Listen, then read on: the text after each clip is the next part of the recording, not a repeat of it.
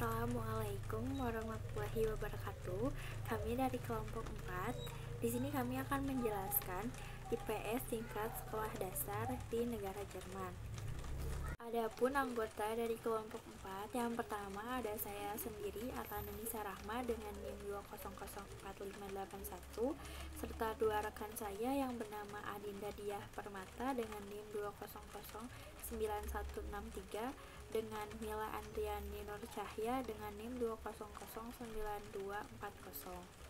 Di sini kami akan menjelaskan yang pertama ada latar belakang masalah, yang kedua ada kurikulum IPS, pelaksanaan pembelajaran.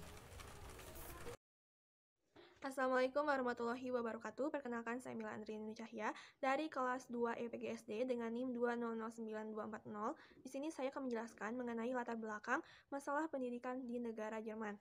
Nah, negara Jerman merupakan sebuah negara yang berada di benua Eropa dengan memiliki sebuah kualitas pendidikan yang sangat tinggi dan sangat berkualitas.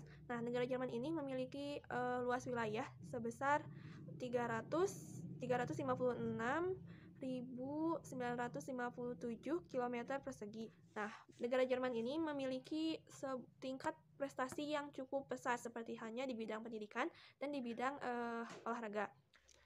Nah, sebelum Jerman menjadi sebuah negara yang maju, Jerman memiliki latar belakang pendidikan yang menjadi jalan untuk suksesnya negara tersebut. Yang pertama yaitu kekalahan Jerman dalam Perang Dunia Kedua.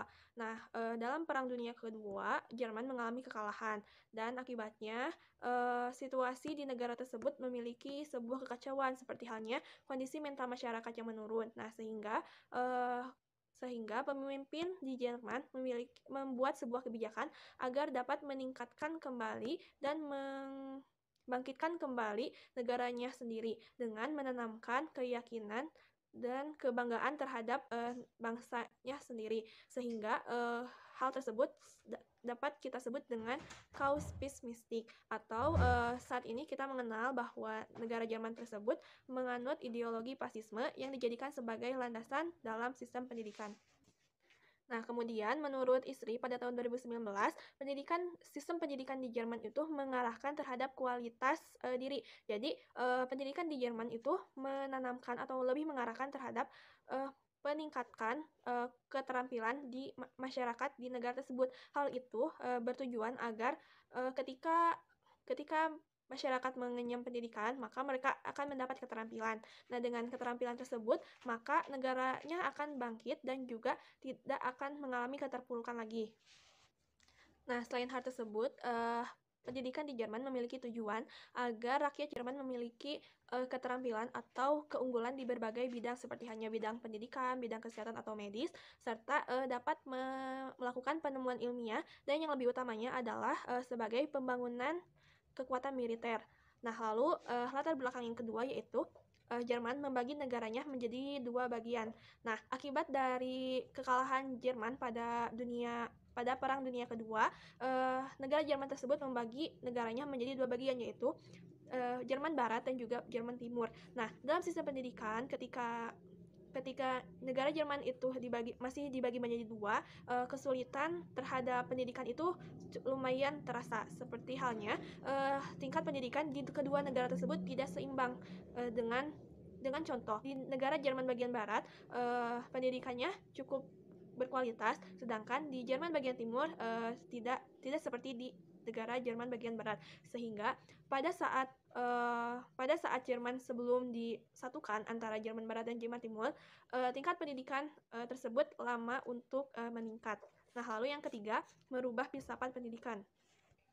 Mengapa filsafat pendidikan di Jerman itu berubah? Karena pada saat Jerman mengalami kekalahan, nah filsafat pendidikannya itu berfokus pada ideologi Nazi. Nah, pada ideologi Nazi tersebut terdapat beberapa kejanggalan atau kegagalan dalam pelaksanaannya, sehingga mereka mengubah filsafatnya.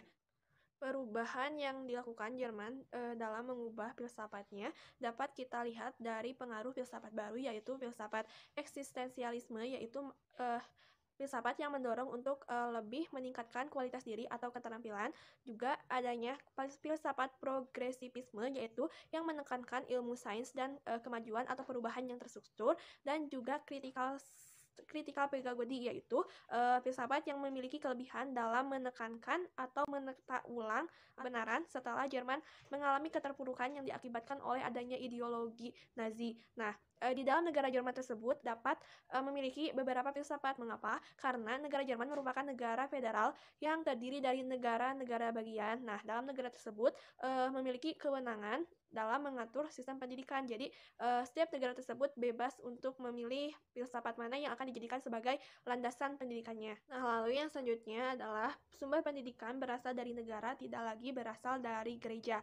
Nah, pada awalnya Jerman itu memiliki dua sumber untuk pendidikan, yaitu dari negara dan juga dari gereja. Nah, negara itu sendiri dapat mengatur dan juga memiliki kewenangan dalam menjalankan dan juga mengatur pendidikan di negara Jerman. Sedangkan gereja memiliki sebuah keistimewaan karena pada saat Jerman mengalami keterpurukan dalam kekalahan dari Perang Dunia Kedua, gereja merupakan sumber kebenaran yang merupakan wakil dari Tuhan. Namun, setelah adanya kebijakan wajib belajar, program sumber belajar dari gereja itu sudah tidak ada lagi. Nah, menurut Syah Nur pada tahun 2001 menjelaskan bahwa pada abad ke-17 pemerintah Jerman mewajibkan masyarakat untuk mengenyam ilmu pendidikan, dan juga pendidikan di Jerman itu sedikit demi sedikit beralih menjadi kewajiban negara. Nah, sehingga setelah adanya hal tersebut, pengaruh gereja dalam pendidikan itu mulai berkurang, dan juga sistem pendidikan merupakan tuntutan dari kekuatan politik, guru, orang tua, masyarakat, serta siswa atau mahasiswanya sebagai objek dari pendidikan yang akan membawa perubahan terhadap negara Jerman. Untuk sistem pendidikan di Jerman tidak jauh berbeda dengan sistem pendidikan di Indonesia. Nah, sebelum memasuki perguruan tinggi di Jerman itu melalui dua tahap pendidikan, yaitu sekolah dasar atau Grundschule dan juga pendidikan lanjutan yang terdapat 3 macam, yaitu gymnasium, Hauptschule, dan Realschule. Nah, untuk Hauptschule dan Realschule itu merupakan sekolah yang siswanya jika ingin langsung bekerja, maka mereka dapat memilih Hauptschule atau Realschule. Sedangkan gymnasium merupakan sekolah yang dapat melanjutkan ke perguruan tinggi.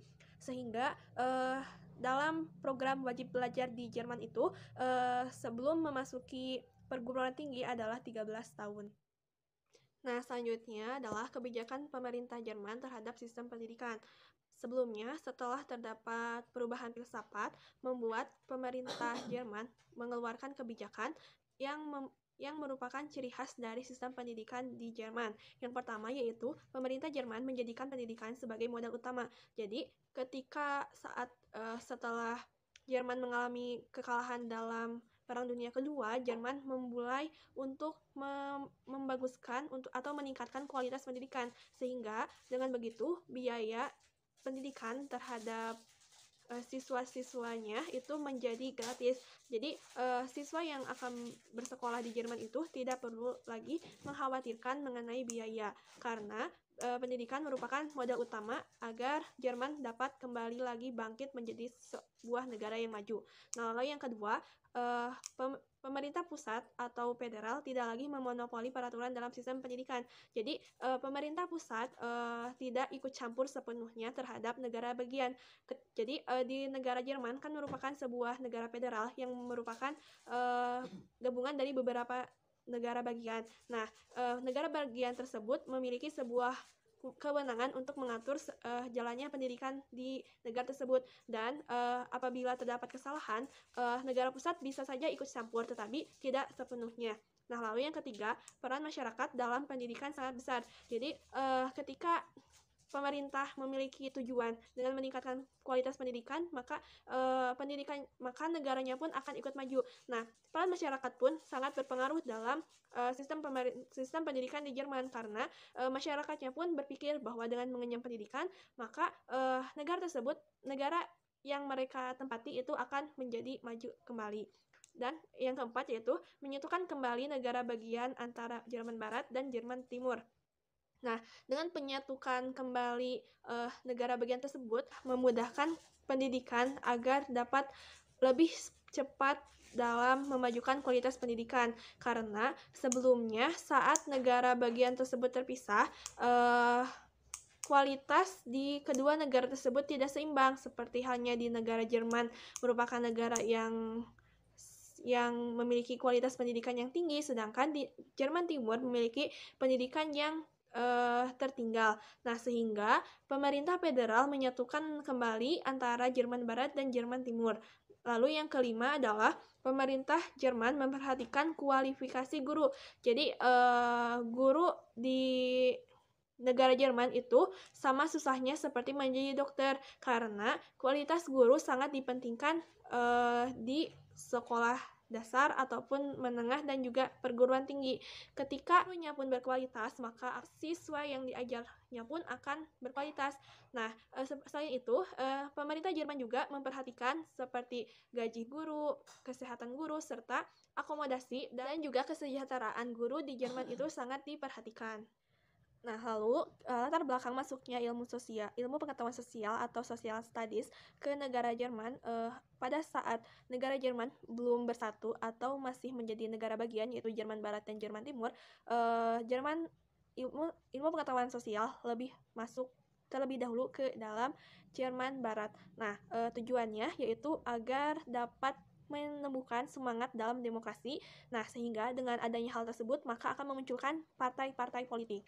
Tetapi setelah negara Jerman mengalami penyatuan, yaitu antara negara Jerman Barat dan juga negara Jerman Timur, ilmu pengetahuan sosial atau social studies itu memiliki tujuan yang pertama, yaitu untuk mengatasi persoalan nasionalisme atau untuk dapat meningkatkan nasionalisme dan juga untuk mengatasi persoalan mengenai tantangan global. Jadi ketika masyarakat di Jerman mempelajari ilmu pengetahuan sosial atau social studies, maka tantangan global akan dapat terpecahkan, akan dapat terselesaikan dengan baik. Terima kasih, mohon maaf apabila terdapat kesalahan. Materi selanjutnya akan dilanjutkan oleh rekan saya. Assalamualaikum warahmatullahi wabarakatuh. Perkenalkan, saya Adinda Diah Permata dengan NIM 2009163. Di sini, saya akan menjelaskan mengenai kurikulum pembelajaran IPS tingkat sekolah dasar di Jerman. Nah, kurikulum Jerman ini memiliki 3 instrumen.